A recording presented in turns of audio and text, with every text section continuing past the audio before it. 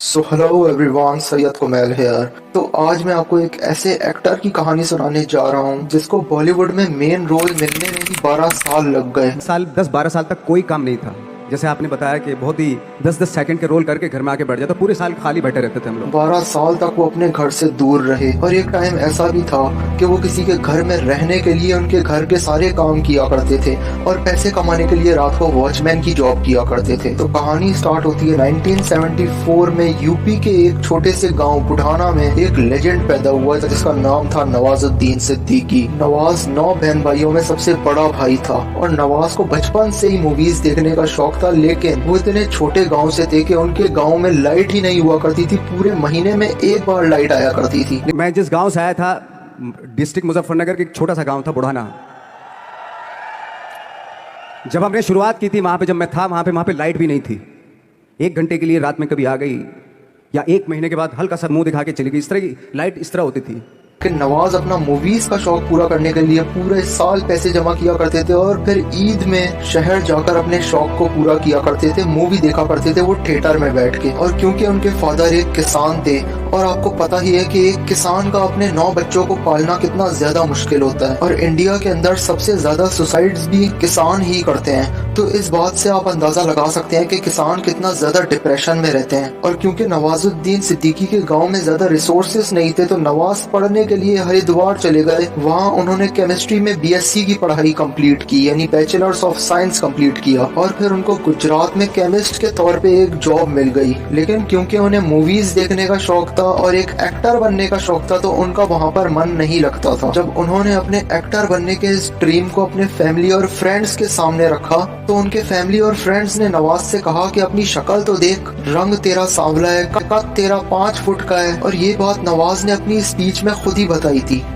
शिप्रा, मैं आपको यकीन दिलाना चाहता हूं इस चीज़ का कि मेरे खुद के रिश्तेदारों ने भी, जब मैंने उनसे इच्छा जाहिर की कि मैं एक्टर बनना चाहता हूं, तो उन्होंने भी मुझे डीमोरलाइज किया कि पहले शक्ल तो देख ले अपनी। क्योंकि 5 फुट का छोटा पतला दुबला सा आदमी, काला कलूटा, मुझे खुद को पता नहीं था कि इंडस्ट्री में मेरा क्या हाल होगा, बट एक जिद थी। और जब गुजरात में नवाज केमिस्ट की जॉब कर रहे थे तो एक दिन उनका एक दोस्त उन्हें गुजराती नाटक दिखाने के लिए ले गया। और जब नवाज ने एक्टर्स को इतने करीब से एक्टिंग करते हुए देखा तो उन्होंने सोच लिया था कि अब तो वो एक्टर ही बनेंगे। और फिर नवाज अपनी जॉब छोड़कर दिल्ली चले गए और वहाँ उन्होंने नेशनल स्कूल ऑफ ड्रामा यानी NSD से एक्टिंग सीखी। उन्होंने 4 साल दिल्ली में गुजारे और वहाँ उन्हें कोई भी काम ना मिला क्योंकि उनका रंग सांवला था और कद छोटा था और वो बहुत दुबले पतले से थे। दोस्तों, शायद आपको लग रहा होगा कि नवाज के अंदर उस वक्त किसी टैलेंट की कमी थी, तो मैं आपको बताता चलूं कि बॉलीवुड के मशहूर तरीन एक्टर सलमान खान, जिन्हें आप सब जानते होंगे, पूरी दुनिया जानती है उनको, नवाज ने सलमान खान की मूवी के अंदर एक रोल ऐसा किया जिसे सलमान खान ने खुद कहा कि इस रोल को तो मैं 50 बार ट्राई करने के बाद भी नहीं कर सकता। इस बात से आप अंदाजा लगा सकते हैं कि नवाजुद्दीन कितने ज्यादा टैलेंटेड थे। इस चीज की मैं आपको क्लिप भी दिखा देता हूँ। हफ्ता वसूली भी कर रहे हैं, चटिया भी बेच रहे हैं और गोल भी खेल रहे हैं। सबसे ज्यादा मुश्किल कौन सा पार्ट था जब आप शूट कर रहे थे? क्या डिफिकल्ट लगा आपको और क्या यादगार मोमेंट्स आप फिल्म के बारे में बता सकते हैं जो फिल्म में काम करने के बाद आप शेयर कर पाए? एक डायलॉग है मुझे चट्टी वाला, वो बहुत डिफिकल्ट था। सुनाओ कितना डिफिकल्ट था। चट्टी चट्टी चट्टी चट्टी एक्सपर्ट करें, चट्टी रंग के डिजाइन का कुछ वाला सरदार का खाता वाला डिजाइन का साइज में चट्टी पार्टी का चट्टी को ना सभी पूरी सभी कुछ कर चट्टी रात के राजाओं के सवाल चट्टी रहते हैं चट्टी नारे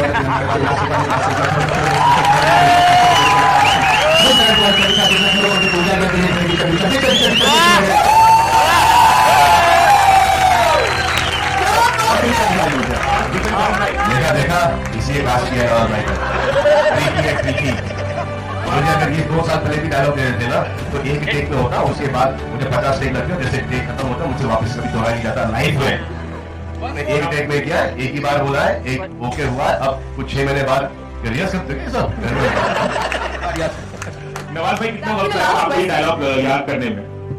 ये जैसे हुआ था उस दिन मैं सुबह 4 बजे से बैठ गया था डायलॉग में और आई थिंक 9 बजे 9 बजे शॉट हुआ था। तो आपने सुन ही लिया होगा कि नवाजुद्दीन सिद्दीकी कितने ज्यादा टैलेंटेड थे। फिर भी 4 साल तक उनको टेली में कोई काम ना मिला और फिर वो मुंबई आ गए ये उम्मीद लगा के कि उन्हें किसी टीवी सीरियल के अंदर, किसी ड्रामा सीरियल के अंदर उनको काम मिल जाएगा। लेकिन वहाँ भी उनको कोई काम ना मिला और फिर उनके पास खाने पीने तक के पैसे खत्म हो गए थे और रहने के लिए कोई जगह भी नहीं थी। तो फिर नेशनल स्कूल ऑफ ड्रामा के एक ट्रेनर ने नवाजुद्दीन सिद्दीकी को अपने घर में इस शर्त पे पनाह दी कि वो उनके घर के सारे काम करेंगे। और क्योंकि नवाज के पास रहने के लिए कोई घर नहीं था और किराए का घर या फिर होटल का रेंट भरने के लिए पैसे नहीं थे, तो इसलिए नवाज ने इस शर्त को खुशी से कबूल किया। उस ट्रेनर के घर के काम किया करते थे और रात को वॉचमैन की जॉब किया करते थे कि जिससे उनके पास पैसे आ सके। और इसी दौरान नवाजुद्दीन सिद्दीकी अपनी पिक्चर्स बहुत सारे प्रोड्यूसर्स और डायरेक्टर्स को भिजवाया करते थे और थिएटर्स में भी जाया करते थे, मगर उनको चंद सेकंड्स से ज्यादा के रोल भी नहीं मिला करते थे। इस दौरान बहुत बार तो नवाजुद्दीन सिद्दीकी ने सोचा कि वो घर वापस चले जाएं, लेकिन वो इस वजह से वापस नहीं जा पाते थे क्योंकि अगर वो वापस चले गए तो वही लोग उनका मजाक उड़ाएंगे जो नवाज को कहा करते थे कि तुम्हारा कद छोटा है और तुम्हारा रंग सांवला है, हमने तो कहा था कि तुम्हें रोल नहीं मिलेगा मूवी में। वापस नहीं जा सकते थे। वापस इसलिए नहीं जा सकते थे कि बहुत सारे डर थे। वापस अगर चले गए तो थिएटर के जो मेरे दोस्त थे वो बोलते, क्यों भाई वापस आ गए तुम भी, जैसे बहुत सारे लोग वापस आ रहे थे तुम भी वापस आ गए, चलो लग जाओ ठीक है। गांव में इसलिए नहीं जाता था अपने कि जो पहले ही बोलते थे वो लोग कि शक्ल तो देख ले, फिर हार के उनके सामने चला गया तो क्या बोलेंगे हमने, वो तो वही बोलेंगे कि हमने तो पहले मना किया था कि मत जाओ, क्या सूरज शक्ल थोड़ा ही थी तुम्हारी स्टार बनने की, एक्टर बनने की। तो इस डर से नवाजुद्दीन सिद्दीकी कभी भी वापस नहीं गए। इस दौरान उनकी अपनी माँ से बात होती रहती थी तो उनकी माँ खत खत्म होने के बाद आखिर में लिखा करती थी कि जगह तो कचरे की भी बदलती है, तू तो फिर भी एक इंसान है। और दोस्तों, जैसा कि आप लोग मेरी poor to rich success story series को देखते हुए आ रहे हैं, उन सारी वीडियोस में मैं सिर्फ एक बात बार बार दोहराता हूँ कि अगर आप अपनी जिंदगी में कुछ अचीव करने के लिए अपनी सारी जिंदगी लगाने को तैयार हैं, मतलब कुछ लोग तो ऐसे होते हैं ना जो बस एक टारगेट सेट करते हैं कि हाँ भाई 2 साल करेंगे, अगर नहीं हुआ तो चलो कुछ और कर लेंगे, तो वो लोग कभी भी जिंदगी में कुछ बड़ा नहीं कर पाते हैं, कभी भी कामयाब नहीं हो पाते हैं। और जो लोग नवाजुद्दीन सिद्दीकी की तरह जिद्दी, ढीठ और सक्सेस के भूखे होते हैं, वही लोग दुनिया के उन 3% लोगों में आ पाते हैं जो 3% लोग अपनी जिंदगी में कुछ ऐसा करके जाते हैं कि उनकी पुश्तें यानी उनकी नस्लें भी बैठकर खाती हैं। और नवाज ने भी यही सोच रखा था कि चाहे 20-30 साल लग जाए लेकिन वो एक्टर बन के ही छोड़ेंगे। तो जब बंदा इतना प्यासा हो जाता है, सक्सेस का इतना ज्यादा ढीठ और जिद्दी हो जाता है, तो फिर दुनिया की कोई ताकत उसे सक्सेसफुल होने से नहीं रोक पाती है। और ऐसा ही हुआ नवाजुद्दीन सिद्दीकी के साथ। 2007 के अंदर उन्हें एक डायरेक्टर अनुराग कश्यप ने ब्लैक फ्राइडे मूवी के अंदर थोड़ा बड़ा रोल दिया और उस रोल के उनको इतने पैसे मिल गए कि अब उनको अपनी वॉचमैन की जॉब करने की कोई जरूरत नहीं थी। और फिर 2010 के अंदर पीपली लाइफ मूवी के अंदर उनको थोड़ा और बड़ा रोल मिला कि जिससे वो अपनी वॉचमैन की जॉब से ट्रिपल कमाने लगे थे। और 2011 के अंदर पतंग के अंदर उनको मेन रोल मिला और नवाज की इस मूवी पतंग को इंटरनेशनल फिल्म फेस्टिवल में भी चलाया गया।